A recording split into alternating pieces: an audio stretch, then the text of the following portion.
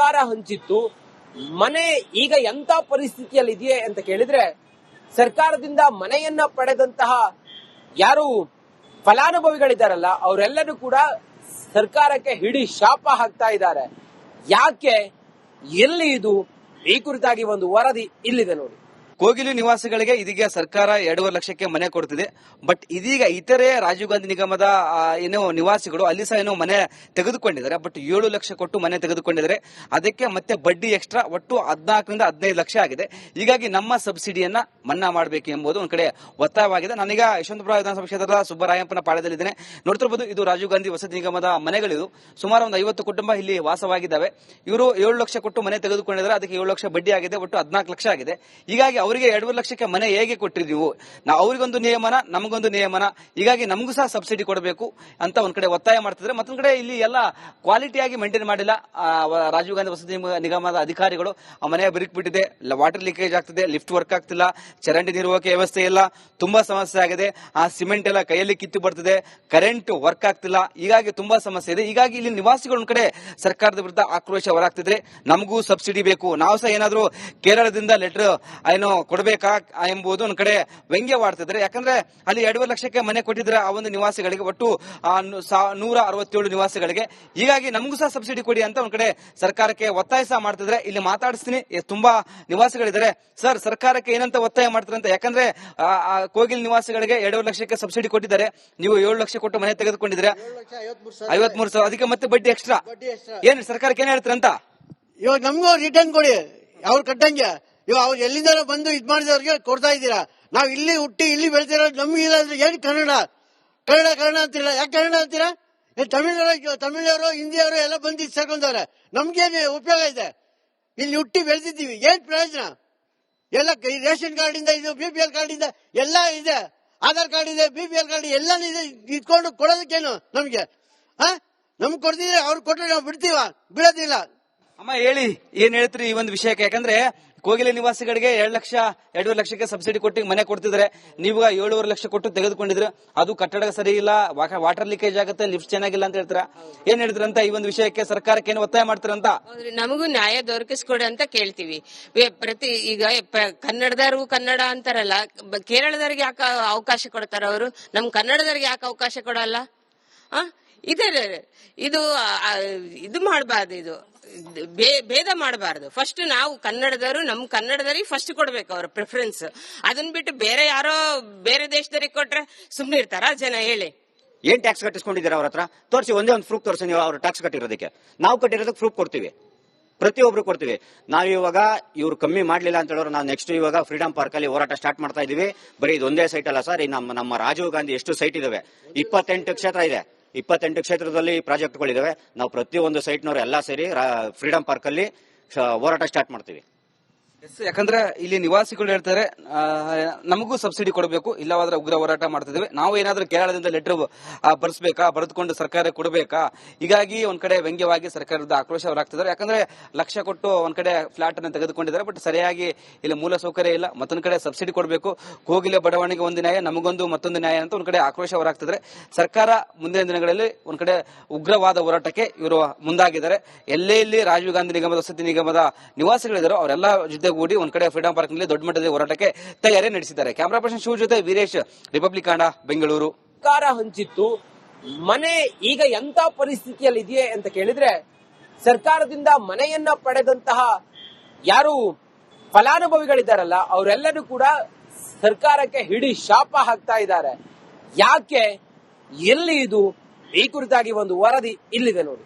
ಕೋಗಿಲು ನಿವಾಸಿಗಳಿಗೆ ಇದೀಗ ಸರ್ಕಾರ 2.5 ಲಕ್ಷಕ್ಕೆ ಮನೆ ಕೊಡ್ತಿದೆ.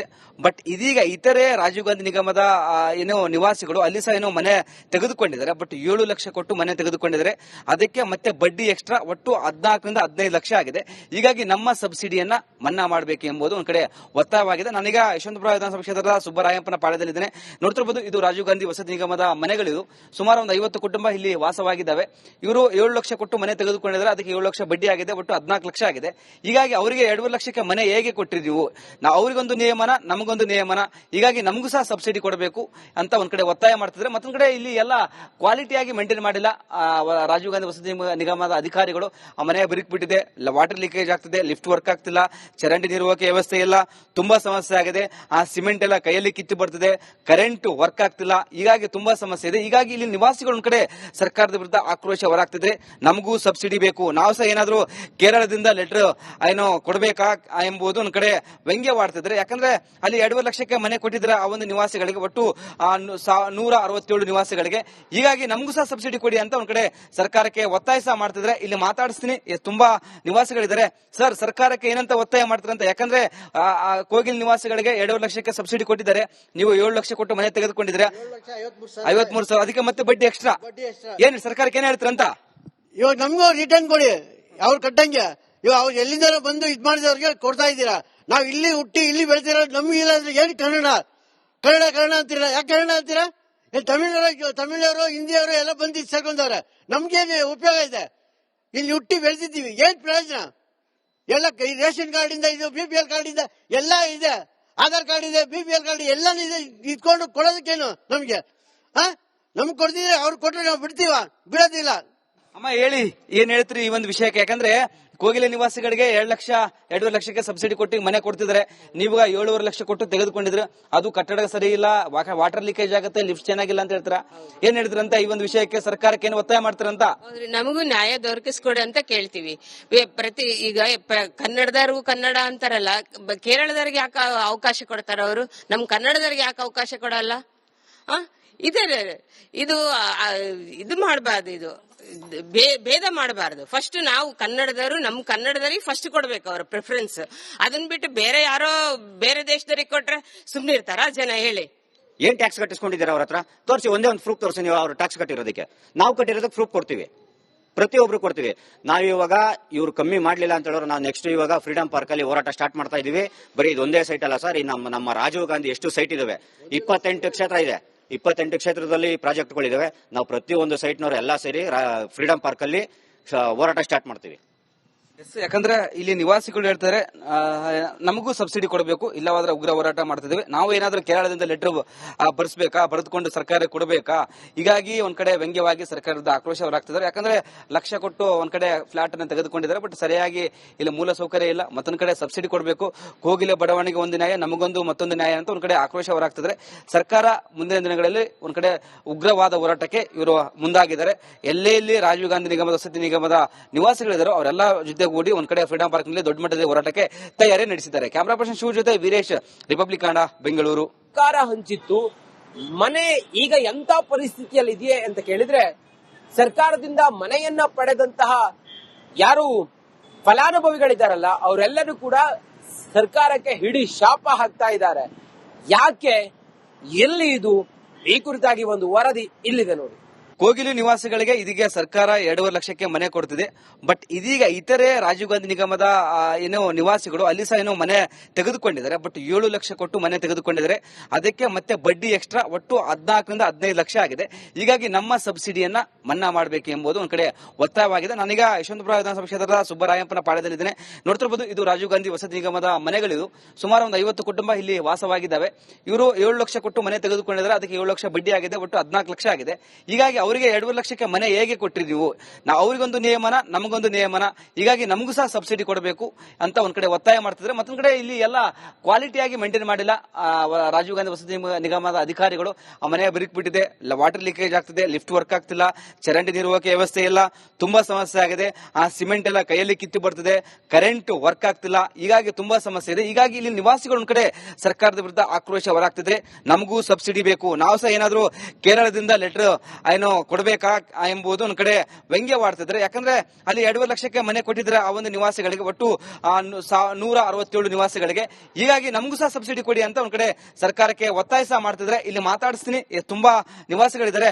ಸರ್, ಸರ್ಕಾರಕ್ಕೆ ಏನಂತ ಒತ್ತಾಯ ಮಾಡ್ತಾರಂತ? ಯಾಕಂದ್ರೆ ಕೋಗಿಲ್ ನಿವಾಸಿಗಳಿಗೆ 2.5 ಲಕ್ಷಕ್ಕೆ ಸಬ್ಸಿಡಿ ಕೊಟ್ಟಿದ್ದಾರೆ, ನೀವು 7 ಲಕ್ಷ ಕೊಟ್ಟು ಮನೆ ತೆಗೆದುಕೊಂಡಿದ್ರೆ 53,000, ಅದಕ್ಕೆ ಮತ್ತೆ ಬಡ್ಡಿ ಎಕ್ಸ್ಟ್ರಾ. ಏನ್ ಸರ್ಕಾರಕ್ಕೆ ಏನ್ ಹೇಳ್ತಾರಂತ? ಇವಾಗ ನಮಗೂ ರಿಟರ್ನ್ ಕೊಡಿ, ಅವ್ರು ಕಟ್ಟಂಗೆ. ಇವಾಗ ಅವ್ರು ಎಲ್ಲಿಂದ ಬಂದು ಇದ್ ಮಾಡಿದವ್ರಿಗೆ ಕೊಡ್ತಾ ಇದ್ದೀರಾ. ನಾವು ಇಲ್ಲಿ ಹುಟ್ಟಿ ಇಲ್ಲಿ ಬೆಳೆದಿರೋ ನಮ್ಗಿಲ್ಲ ಅಂದ್ರೆ ಏನ್ ಕನ್ನಡ ಕನ್ನಡ ಕನ್ನಡ ಅಂತಿಲ್ಲ. ಯಾಕೆ ಕನ್ನಡ ಅಂತೀರಾ? ತಮಿಳವರು ಹಿಂದಿಯವರು ಎಲ್ಲ ಬಂದು ಸೇರ್ಕೊಂಡವ್ರೆ. ನಮ್ಗೇನು ಉಪಯೋಗ ಇದೆ? ಇಲ್ಲಿ ಹುಟ್ಟಿ ಬೆಳೆದಿದ್ದೀವಿ, ಏನ್ ಪ್ರಯೋಜನ? ಎಲ್ಲ ರೇಷನ್ ಕಾರ್ಡ್ ಇಂದ ಇದು BPL ಕಾರ್ಡ್ ಇಂದ ಎಲ್ಲ ಇದೆ, ಆಧಾರ್ ಕಾರ್ಡ್ ಇದೆ, BPL ಕಾರ್ಡ್ ಎಲ್ಲ ಇದೆ. ಇಟ್ಕೊಂಡು ಕೊಡೋದಕ್ಕೇನು ನಮ್ಗೆ? ನಮ್ಗೆ ಕೊಡ್ತಿದ್ರೆ ಅವ್ರು ಕೊಟ್ಟರೆ ನಾವು ಬಿಡ್ತೀವ? ಬಿಡೋದಿಲ್ಲ. ಅಮ್ಮ ಹೇಳಿ, ಏನ್ ಹೇಳ್ತೀರಿ ಈ ಒಂದು ವಿಷಯಕ್ಕೆ? ಯಾಕಂದ್ರೆ ಕೋಗಿಲೆ ನಿವಾಸಿಗಳಿಗೆ 2 ಲಕ್ಷಕ್ಕೆ ಸಬ್ಸಿಡಿ ಕೊಟ್ಟು ಮನೆ ಕೊಡ್ತಿದ್ರೆ, ನೀವಾಗ 7.5 ಲಕ್ಷ ಕೊಟ್ಟು ತೆಗೆದುಕೊಂಡಿದ್ರು. ಅದು ಕಟ್ಟಡ ಸರಿ ಇಲ್ಲ, ವಾಟರ್ ಲೀಕೇಜ್ ಆಗುತ್ತೆ, ಲಿಫ್ಟ್ ಚೆನ್ನಾಗಿಲ್ಲ ಅಂತ ಹೇಳ್ತೀರಾ. ಏನ್ ಹೇಳ್ತೀರಂತ ಈ ಒಂದು ವಿಷಯಕ್ಕೆ? ಸರ್ಕಾರಕ್ಕೆ ಏನು ಒತ್ತಾಯ ಮಾಡ್ತಾರಂತ? ಹೌದ್ರಿ, ನಮಗೂ ನ್ಯಾಯ ದೊರಕಿಸ್ಕೊಡಿ ಅಂತ ಕೇಳ್ತೀವಿ. ಈಗ ಕನ್ನಡದವ್ರಿಗೂ ಕನ್ನಡ ಅಂತಾರಲ್ಲ, ಕೇರಳದವ್ರಿಗೆ ಯಾಕೆ ಅವಕಾಶ ಕೊಡ್ತಾರ ಅವರು? ನಮ್ ಕನ್ನಡದವ್ರಿಗೆ ಯಾಕೆ ಅವಕಾಶ ಕೊಡಲ್ಲ? ಇದು ಮಾಡಬಾರ್ದು, ಇದು ಭೇದ ಮಾಡಬಾರ್ದು. ಫಸ್ಟ್ ನಾವು ಕನ್ನಡದವರು ನಮ್ ಕನ್ನಡದವ್ರಿಗೆ ಫಸ್ಟ್ ಕೊಡ್ಬೇಕು ಅವ್ರ ಪ್ರಿಫರೆನ್ಸ್. ಅದನ್ನ ಬಿಟ್ಟು ಬೇರೆ ಯಾರೋ ಬೇರೆ ದೇಶದವ್ರಿಗೆ ಕೊಟ್ರೆ ಸುಮ್ನೆ ಇರ್ತಾರ ಜನ? ಹೇಳಿ. ಏನ್ ಟ್ಯಾಕ್ಸ್ ಕಟ್ಟಿಸ್ಕೊಂಡಿದ್ದೀರಾ ಅವ್ರ ಹತ್ರ? ತೋರಿಸಿ, ಒಂದೇ ಒಂದು ಪ್ರೂಫ್ ತೋರಿಸಿ ನೀವು ಅವ್ರು ಟ್ಯಾಕ್ಸ್ ಕಟ್ಟಿರೋದಕ್ಕೆ. ನಾವು ಕಟ್ಟಿರೋದಕ್ಕೆ ಪ್ರೂಫ್ ಕೊಡ್ತೀವಿ, ಪ್ರತಿಯೊಬ್ರು ಕೊಡ್ತೀವಿ. ನಾವಿವಾಗ ಇವ್ರು ಕಮ್ಮಿ ಮಾಡ್ಲಿಲ್ಲ ಅಂತ ಹೇಳೋರು ನಾವು ನೆಕ್ಸ್ಟ್ ಇವಾಗ ಫ್ರೀಡಂ ಪಾರ್ಕ್ ಅಲ್ಲಿ ಹೋರಾಟ ಸ್ಟಾರ್ಟ್ ಮಾಡ್ತಾ ಇದೀವಿ. ಬರೀ ಇದೊಂದೇ ಸೈಟ್ ಅಲ್ಲ ಸರ್, ನಮ್ಮ ರಾಜೀವ್ ಗಾಂಧಿ ಎಷ್ಟು ಸೈಟ್ ಇದಾವೆ? 28 ಕ್ಷೇತ್ರ ಇದೆ. 28 ಕ್ಷೇತ್ರದಲ್ಲಿ ಪ್ರಾಜೆಕ್ಟ್ಗಳಿದಾವೆ. ನಾವು ಪ್ರತಿಯೊಂದು ಸೈಟ್ನವರು ಎಲ್ಲ ಸೇರಿ ಫ್ರೀಡಂ ಪಾರ್ಕ್ ಅಲ್ಲಿ ಹೋರಾಟ ಸ್ಟಾರ್ಟ್ ಮಾಡ್ತೀವಿ. ಯಾಕಂದ್ರೆ ಇಲ್ಲಿ ನಿವಾಸಿಗಳು ಹೇಳ್ತಾರೆ, ನಮಗೂ ಸಬ್ಸಿಡಿ ಕೊಡಬೇಕು, ಇಲ್ಲವಾದ್ರೆ ಉಗ್ರ ಹೋರಾಟ ಮಾಡ್ತಿದ್ದೇವೆ. ನಾವು ಏನಾದ್ರೂ ಕೇರಳದಿಂದ ಲೆಟರ್ ಬರ್ಸ್ಬೇಕಾ, ಬರೆದುಕೊಂಡು ಸರ್ಕಾರ ಕೊಡಬೇಕಾ? ಹೀಗಾಗಿ ಒಂದ್ ಕಡೆ ವ್ಯಂಗ್ಯವಾಗಿ ಸರ್ಕಾರದ ಆಕ್ರೋಶ ಹೊರಾಗ್ತಿದ್ದಾರೆ. ಯಾಕಂದ್ರೆ ಲಕ್ಷ ಕೊಟ್ಟು ಒಂದ್ ಕಡೆ ಫ್ಲಾಟ್ ಅನ್ನು ತೆಗೆದುಕೊಂಡಿದ್ದಾರೆ, ಬಟ್ ಸರಿಯಾಗಿ ಇಲ್ಲಿ ಮೂಲ ಸೌಕರ್ಯ ಇಲ್ಲ. ಮತ್ತೊಂದ್ ಕಡೆ ಸಬ್ಸಿಡಿ ಕೊಡಬೇಕು, ಕೋಗಿಲೆ ಬಡಾವಣೆಗೆ ಒಂದು ನ್ಯಾಯ, ನಮಗೊಂದು ಮತ್ತೊಂದು ನ್ಯಾಯ ಅಂತ ಒಂದ್ ಕಡೆ ಆಕ್ರೋಶ ಹೊರಾಗ್ತಿದ್ದಾರೆ.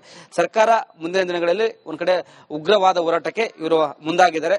ಎಲ್ಲೇ ಇಲ್ಲಿ ರಾಜೀವ್ ಗಾಂಧಿ ನಿಗಮದ ವಸತಿ ನಿಗಮದ ನಿವಾಸಿಗಳಿದ್ದಾರೆ, ಅವರೆಲ್ಲ ಜೊತೆ ಗೂಡಿ ಒಂದ್ ಕಡೆ ಫ್ರೀಡಂ ಪಾರ್ಕ್ ನಲ್ಲಿ ದೊಡ್ಡ ಮಟ್ಟದಲ್ಲಿ ಹೋರಾಟಕ್ಕೆ ತಯಾರಿ ನಡೆಸಿದ್ದಾರೆ. ಕ್ಯಾಮರಾ ಪರ್ಸನ್ ಶಿವ ಜೊತೆ ವೀರೇಶ್, ರಿಪಬ್ಲಿಕ್ ಕನ್ನಡ, ಬೆಂಗಳೂರು.